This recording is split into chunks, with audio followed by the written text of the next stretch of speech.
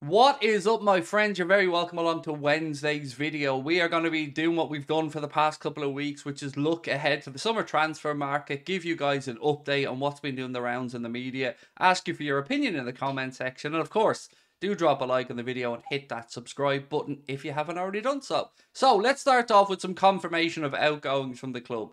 Liverpool Football Club released a statement today to confirm that James Milner, Alex Oxlade-Chamberlain, Roberto Firmino and Naby Keita will be leaving the club when their contracts expire at the end of June. No real surprises in there, of course. We will get a chance to say goodbye to the guys on Saturday when Liverpool take on Aston Villa, last home game of the season at Anfield. It's going to be an emotional one, isn't it? Saying goodbye to Bobby Firmino and James Milner, Alex Oxlade-Chamberlain, and your man that took the number 8 shirt. That didn't really work out very well, and Mr. Keita. But what are we talking about with regards to incomings? Well, we have done what we've always done for you guys, which is go through the media today and try and find out what is credible, what isn't, and what we think will be of interest to you guys. So let's start off with somebody who we haven't spoken about for a good while, but is on the list of potential targets for Liverpool, and that is Koopmeiners. Now, again, you might not be overly familiar with the dude. No surprises there. He plays for Atalanta, and he is of interest in many clubs. Now, I'm not trying to be condescending to say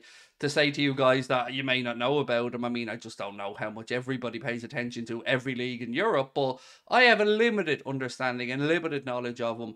So let me know what you guys think about the player, and do you think he would be a fit at Liverpool? Now, the reason I bring him up is Calcio Mercato over in Italy are saying that Liverpool are going to be competing with Juventus for his signature. That's all I can bring you. I don't really have anything more on that. It's not the first, second, or third time I've seen the player linked with us. He's 26 years of age. They don't mention a fee. I think maybe 30 million quid, something like that, based on other articles that I've been reading. So I want to know what you guys think. Would you take Koopmeiners for 30 million? Do you think he would fit into Jurgen Klopp's system? Or, like myself, do you think that there are potentially better players available? Now, I'm starting to see a few bits and pieces coming out from the Liverpool side and the Liverpool journalist side. Again, I think managing expectations about what we could expect in the summer. And we don't want to have our expectations managed, right? We want the right players that will fit into the system that Jurgen Klopp wants to play. So I'm getting a bit nervous. I want this transfer window to finally happen so we can get the players in and we know what we're working with. Jurgen Klopp wants Nicolo Barella. That is something that has been doing the rounds for a few weeks, even from the English side. I think it was Neil Jones mentioned to keep an eye on it. But there was a post today from Inter Live who underlined Jurgen Klopp's interest in signing him, but they go on to talk about a fee of about 80 million euro for Barella. And I think, as much as I want him, I'd be very surprised if we see a summer where Liverpool spend, let's say, 70 million on McAllister, in euros, about 68 million on Barella, and then maybe look to bring in another midfielder, and then of course a centre back. Now, we did tell you guys last night that our few limited sources have confirmed what many others have been saying around Jurrien Timber, in that he is a genuine target for Liverpool. He is on the list of players.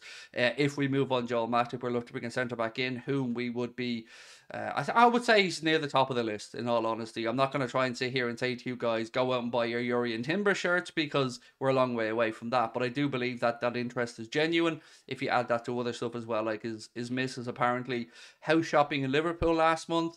But back to Nicolo Barella, I just don't see how it becomes affordable for us. You know, the figures that we'd seen previously were mentioning maybe £50 million for Barella. And if you add in the money from McAllister, you're very quickly getting up to, 200 million there if you add in the third midfielder. So I'd love Liverpool to go out there and sign Barella for a couple of reasons. One, I think he's absolutely top notch. Two, he is in his prime right now at 26 years of age.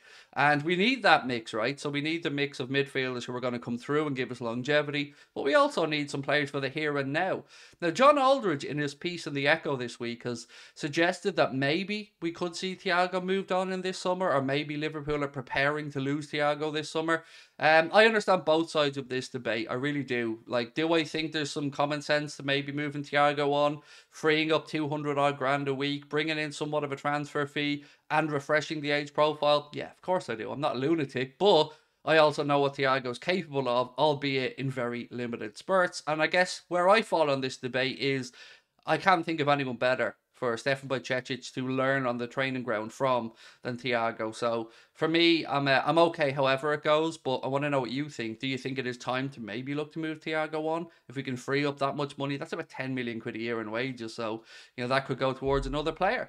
Let me know what you think. Right, moving on. Alexis McAllister. So, as you know, the bookies aren't always the answers to these things, but they are an indication of what way people are thinking, what way money is going. And Betfair have Liverpool as favourites to sign Alexis McAllister. If you couple that with lots of reports today coming from Argentina to say that the deal is very, very close, I don't think you need to be a rocket scientist to figure out it is very likely that we will see Alexis McAllister in a Liverpool shirt next season. Now, the bookies have him at 1-4. Some people have gone as long as 1-5, 1-6, and other bookmakers. Manchester United at 6-1. Chelsea 10-1, Newcastle 12-1, and Man City 20-1. So all the money is going on him joining Liverpool, and I think if I had money in my hand right now, that's exactly where I'd be putting it as well.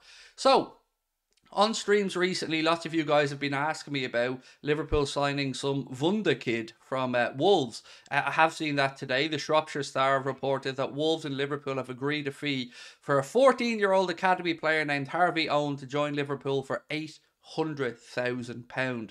That's a lot of money to spend on a 14-year-old kid. He is a defender. I think he's a centre-back if my memory is correct. I mean, it's a gamble. Whichever way you look at it, it's a gamble. Will it be one of these that we look at in 5, 6, 7 years' time and go, wow, we got Harvey Owen for 800 grand? Or will it be another one that leaves us scratching our heads? No idea. I'm absolutely clueless when it comes to this. So maybe you've got family who are Wolves fans or you know anything about the kid. If you do, please let me know in the comment section. And now the last thing I want to bring to you guys today is just a reminder that this weekend, Liverpool take on Aston Villa at Anfield. It's a 3 p.m. kickoff. And you know what that means, right? It means you're not going to be able to watch it legally if you live in the UK. So viewers in the United Kingdom will be able to join those in Cuba, Turkmenistan, North Korea and Afghanistan as the only people in the world unable to watch Liverpool's game legally this week against Aston Villa and Manchester United's game against Bournemouth. That's still weird, right? That the fact that you guys in the UK that are watching this cannot watch Liverpool's second last game of the season, the game where they say goodbye to Roberto Firmino, goodbye to James Milner, goodbye to Chamberlain and your man that wears the number 8 shirt that used to be worn by Steven Gerrard, baffles, right? That is where we are. So we have ways to watch it, as you know. So we will be doing a watch along of it over on our Twitch channel as always. Hope you can join us for that one. I don't believe we're still in a world where there's this 3 p.m. blackout. It seems absolutely nonsense to me. It is a rule that was brought in, or there's an option basically in the UEFA statute for every league in Europe to have a 2.5 hour window where games can't be broadcast live, and they can implement that if they choose. And up until now, I think it was brought in the 80s in the UK, if my memory's right.